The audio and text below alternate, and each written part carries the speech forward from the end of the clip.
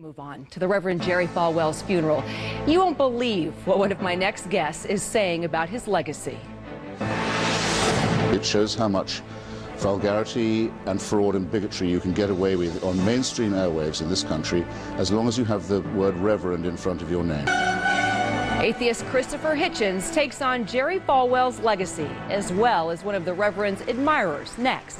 He opened tonight the controversy over the legacy of the Reverend Jerry Falwell. Falwell died last week of heart trouble at the age of 73. At his funeral today, thousands of mourners packed the Virginia church Falwell founded 50 years ago, the church he built into an evangelical empire. Falwell was a polarizing figure in American politics for decades, thanks to the Moral Majority, the organization he founded to promote his vision of American values. At the service today, the Reverend Franklin Graham said those values are what made him controversial.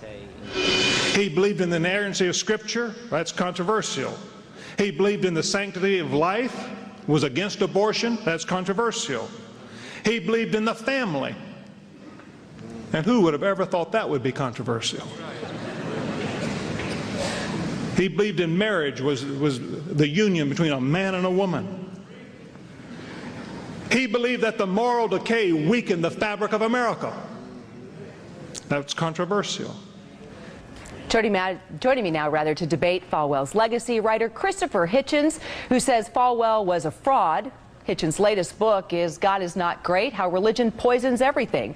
Also with me, someone who sees Falwell's legacy much differently, writer Eric Metaxas, author of Everything Else You Always Wanted to Know About God, but Were Afraid to Ask. Gentlemen, glad to have you both. Christopher, let me start with you.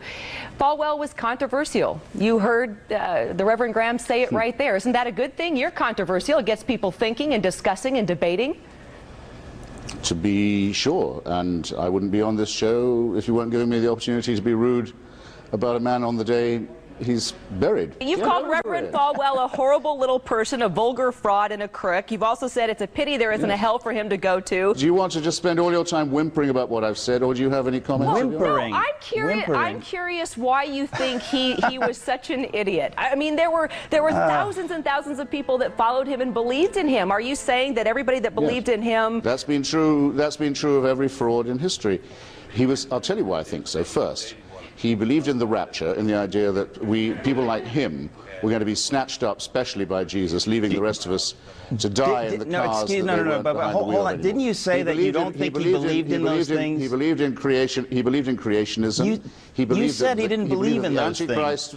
He believed that the Antichrist was a Jewish male who was already amongst us. Excuse me, the Christ was also a Jewish male. The Christ was a Jewish male. If you believe he existed, I'm not sure that you do. But the point is that I get confused. I'm not sure that he did, no. Pardon? Well, you're not sure he did. But the point is to say something like that.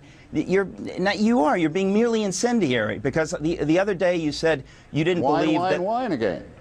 Well, you said whimper earlier. You have to pick your pejorative verb. But the point is that you can't have it both ways. And I'm not trying to be incendiary, but I'm trying to figure out what your actual criticism is.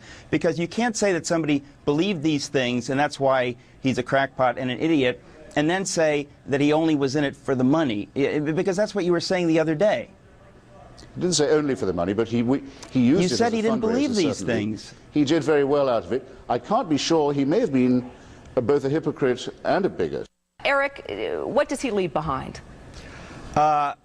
Division, obviously, in some ways. I mean, I think his legacy is certainly mixed. The things that Falwell believed in as a Christian are the things that any Christian believes in, and I think he in some ways very helpfully brought people who felt that they were out of the political process into the political process, and I think in some ways that was wonderful. I think it also contributed to a misunderstanding about what faith is, and I think that a lot of people confuse having faith as a Christian or a Jew particularly with morality. I think that if you want to an encapsulation of his legacy, it shows how much vulgarity and fraud and bigotry you can get away with on mainstream airwaves in this country as long as you have the word Reverend in front of your name. You don't think Falwell had an ounce you don't think Falwell was genuine at all, in any way, shape, or form?